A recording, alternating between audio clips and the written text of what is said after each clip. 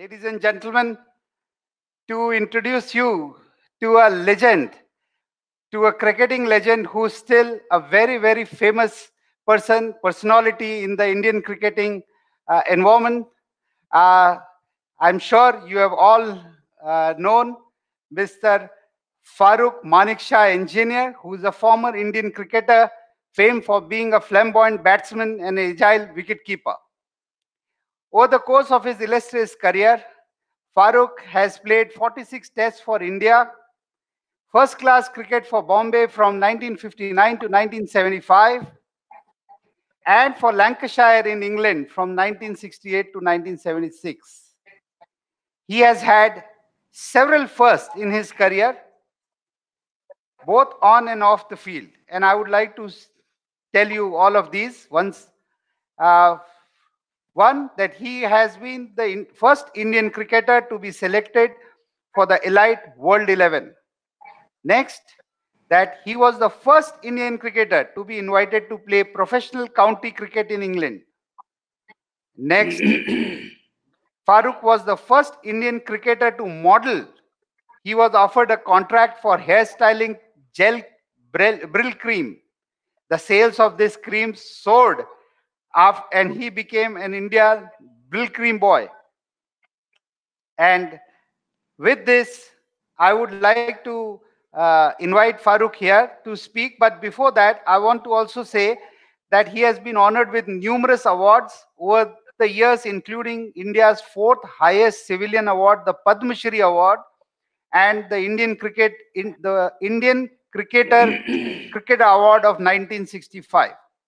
So Farokh, first of all, very warm welcome to NISC 2020. This is NASSCOM's flagship event for the SME community. We have more than 1,250 registrations for this event, out of which 300 are buyers, the CTOs and the CIOs, and about 800 are our own companies who are members. Farokh, it'll be great to know from you about your illustrious career. I would request you to speak for a few minutes, and then I would like to ask you a few questions. So over to you, Certainly, Farokh. Hanuman. Over to you. Thank you very much. Namaskar and greetings to you all from Dubai. Today is the National Day in Dubai, 49 years old. And my word, the achievements they have done. It's a fantastic city. They're the leading city in the world. Sound like a brand ambassador for Dubai. But at the very outset, I'd like to thank my very dear friend Keshav Murugesh for initiating all this. And since I'm allocated only 20 minutes, let's have some quick fours and sixes, not forgetting the quick singles, of course. It all started almost 83 years ago, born in Dadar to loving family. My mom, dad, and brother Darius, all of them had a tremendous influence on my career. I lost my mom at a fairly relatively young age. She was, but what a great lady. My brother Darius was a great inspiration, and my dad, bless his soul, he was a doctor by profession. So all his life he was called Doctor Engineer. I mean, you don't see the funny side of it as you're growing up, but what a great personality he was. I started my school career at Don Bosco, where the great late Shashi Kapoor was not only my classmate, but he was my benchmate as well. And there was a French teacher called Mr. Lobo. He was a crack thrower in throwing heavy wooden dusters at anyone who would be chatting on the back benches, and Shashi and I were not the best of students. So suddenly one day I saw a duster, heavy wooden duster, hurtling right towards Shashi's face, and must have been my instinct that I put my hand out and caught the duster inches from his face. And I used to always joke with Shashi, "Tere ko daku ka role mil jata tha." Not, it was spoiled with good looks. But it's those days. I used to go by train from Dadar to Churchgate, hanging on for dear life. At the end, missing telegraph poles by inches, and the day it was announced that I was selected to play for India, the whole third class compartment used to get off, even wipe the seat. There was nothing wrong with the seat. And then 10,000 people literally tried to come and sit next to me. So that time I realized It's not a bad thing at all playing for India.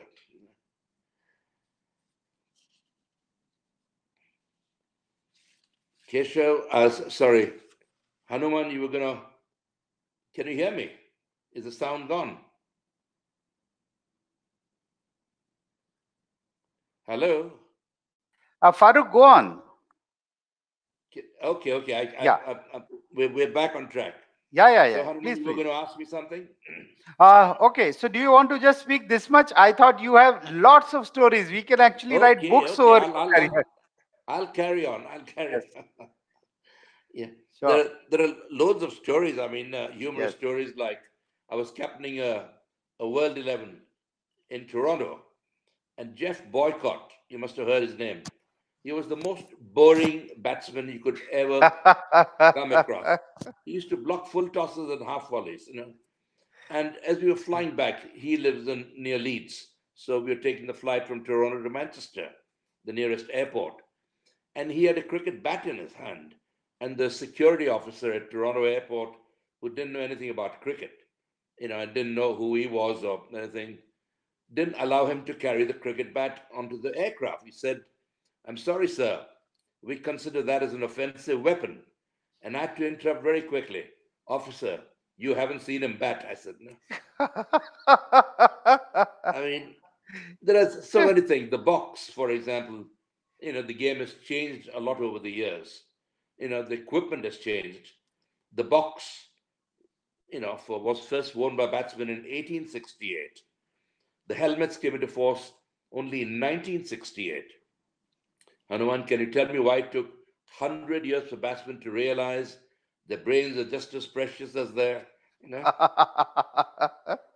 But I've had an interesting life. You were going to ask me about the World 11, weren't you? Yes. In that was a very elite World 11. The selectors being Sir Don Bradman, Sir Len Hutton, Sir Frank Worrell. You know, it was a great honor to be selected as number one wicketkeeper batsman in the world. And I had some great wicketkeepers like Alan Knott, Bob Taylor, Rodney Marsh, and all that. So it was a great honor not only for me, but for my country, you know, being the first Indian. And we shared rooms those days, and my roommate was the great Graham Pollock of South Africa. Yeah. And in pre-apartheid days, he tried to unite the blacks and the whites, but he just couldn't succeed. You know, the whites kept on dropping catches of the blacks bowling. The blacks kept on running the whites out. So he got them all in the dressing room. He said, "You guys are playing for the same team. You got to play for each other and help each other. You know, not, you know, you're the part of the same team. So from today, there's no blacks and no whites in my team. You all are green. What are you guys?" They said, "Green collectively." Fantastic. Play for each other and help each other. And as you go and sit in the team coach, make sure the light greens sit on the left and the dark greens on the right. Oh Yeah, God. you were going to ask me about the counties, weren't you? Okay. Yeah. So there's something written about you being the first Indian cricketer to be invited to play professional county cricket in England. Yes. So you'd Now, like a to lot of talk people, about that? Yeah. yes, Hanuman, a lot of people mistake between Lancashire League and other leagues. Yeah. But a lot of cricketers in the past, like Paulie Umriga, Vijay Manjrekar, Subhash Gupta, and all of that, but no one except, I think, the Nawab of Pataudi Senior or something like that, and that too they were amateurs. So I Yeah. was the first Indian cricketer to be offered a professional county contract, and it was the fault of John Arlott, the great, you know, the great doyen of commentators, as John Arlott wanted me to play for Hampshire, and word soon spread that, you know, I might be interested in playing county cricket. So there were 4 counties altogether interested in signing me on, and for some reason, I decided to play for Lancashire, where I'm a life vice president now, and also I'm one of the 3 all-time Lancashire legends, which is Wow. a which is a huge honor, really, you know. And Absolutely. after me, the players that I brought on at Lancashire were people like Clive Lloyd, you know, Wasim Akram, Saurav Ganguly, VVS Lakshman, Murli Dharan. You know, we've had some great players, just to name a few. So, I mean, that was my time in for county cricket. I'm just rushing because I'm looking at the clock.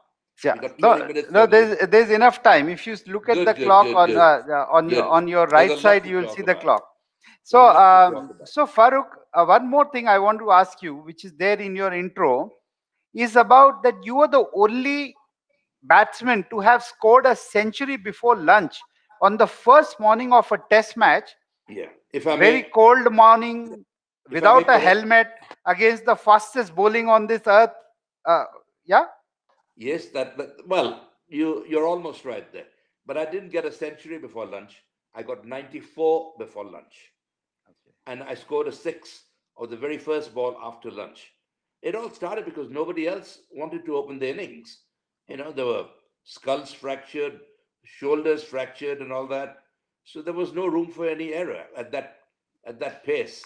The West Yeah. Indian bowlers, their motto was to try and kill you first. And if they didn't succeed, they thought, might as well get him out.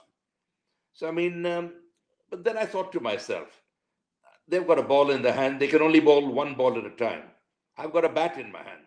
So, surely, I'm going to be, my reflexes, you got to play your shots that fraction of a second quicker. Just as they're about to deliver the ball, you got to decide what shot you're going to play.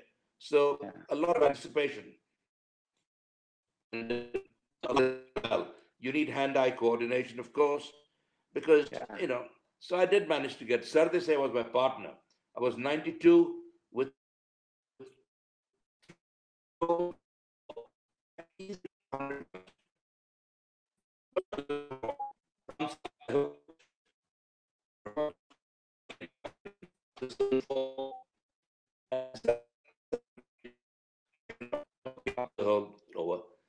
Second last over, Wes Hall, cover drove him. Clive Lloyd, one of my dearest friends later in life, the ball ricocheted of his hands. We could easily got two, but they decided not to run. Anyway, at lunchtime, there was so much, everybody say that only Sir Don Bradman and, McCartney have got 100 before lunch in a test match. And nobody has got it on the first morning of a test match. Sure. So it would have been such a great honor. But I was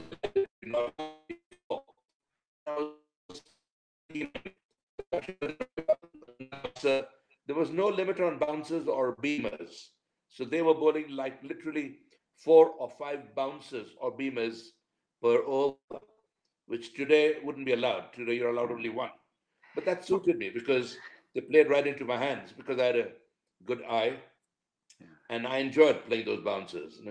So, but to my surprise, the first over after lunch was bowled by an off spinner called Lance Gibbs. And after facing bounces and beamers all morning, somebody coming and tossing the ball up literally, I said, it's either you or me, pal. I hit him straight out of the stadium. The ball went out of the stadium. I think the ball is still traveling. They never found it. So that's how I managed to. Yeah. But the irony of it, Hanuman, is that I've had at least 500,000 people, Indians mostly, saying that they actually saw the innings. Wow. Now, the capacity of Very chip-off nice. was only about 30,000 or so, and there was no television. So they couldn't possibly have seen the innings. But a lot of people have said that, and to make them feel, well, I say, yeah. I hope you enjoyed it. But Fantastic. It was amazing. But out of my personal curiosity, if I may ask, would Griffith or Wes Hall bowl at 100 miles per hour or faster as what They the were current well over bowlers? 100 miles per hour. There were no speed guns those days to test them. Yes. But what made them more devastating was there was no limit on bouncers or beamers. Right. So they just bowled willy-nilly at you. And Charlie Griffith of them was a chucker. Yeah. He wasn't a genuine, he didn't have a clean action like Wes Hall or Gary Sobers. And when a bowler throws a ball at you over 100 miles per hour, it skids at you. So that becomes even more. It comes right up to your throat. And that's the dangerous ball, really. Absolutely. Because you don't know whether to block it or hit it. But I'm still around, so obviously. Fantastic. Absolutely fantastic. So let me get you to the other side of the cricket of yours. cricketing life of yours, that probably you became the first model, right? That's what your intro says, that you became the first model, Yes, and they offered you the Brill Cream ad, and the Brill Cream soared in its sales after you so they adopted tell it. me, yes. Yeah, well, we used to get paid 50 rupees a day, Yeah. 250 rupees for a 5-day test match. I mean, but suddenly this Brill Cream people, to be invited to model for Brill Cream those days was like being on the cover of Vogue magazine, because only Dennis Compton from England and Keith Miller from Australia, the two greats of you know cricket in the respective countries. Dennis Compton was a double international, football and cricket. So it was a huge honor to be invited to be, you know, to model for Brill Cream. And after me, the only guy that did Brill Cream was David Beckham. Yeah. So I mean, they've kept that standard up, and I got paid £2,000. I thought I'd won a lottery here, because Yeah. you played for the pride of playing for your country, Sure. 50 rupees a day. I mean, it wasn't the money. Money didn't matter at all. It was the pride of playing for India. And, so I mean, so these £2,000 came very handy indeed. It made me the highest earner in cricket, in sports those days. You So would I have didn't, I probably didn't bought mind a that at all. yacht. But my mom used to get fed up of Brill Cream bottles coming to our house, cases and cases. So friends used to Yeah. ask, "Arey, yeah, give us a bottle of Brill Cream." I said, "Bottle kya yaar, pura case le lo." You know. So I mean, I So can see Farooq, you, Farooq, Hanuman. If you don't mind me saying so, I yes. can see you didn't use Brill Cream. No, I didn't. I regret it. There is an actor, Indian actor called Anupam Kher. Yes, absolutely. Yes. He goes out of his way to come and tell me every time, Farooq, I watched your ad several times and I started using Brill Cream. I said, you're not a very good ad for saying that. Very well. Farooq, I'm very curious to ask you this, that in that 2,000 pounds, you could buy at that time what? Could you buy a yacht for that price? I don't know, but I certainly never thought of buying a yacht. All Okay. I Or could a, afford was a scooter, you okay. know. But what happened when I went to buy the scooter people told me, Lambretta, that Yeah. if you model for us, we'll give you a free scooter. Oh, wow. So I That's modeled nice. for Lambretta, That- or Vespa or whatever they were, okay. So I, Okay, it was, Farooq, very nice hearing these stories from you. And now the audience has got very curious. If you permit me, we have 5 minutes. I'd like to ask you two questions. And I'll yes, ask you slowly, so just hear me. Uh, One question is asked by a gentleman called Shobit, that in this new era, why are rules inclined to be made towards batsmen, favoring the very, very batsman, good question. and less considering the bowler? So, would you like to speak about that? Yes, indeed, that's a very good question, because the cricket bats are far more superior these days than they were in my time. हमारे time में चाय का डब्बा था या Brooke bond,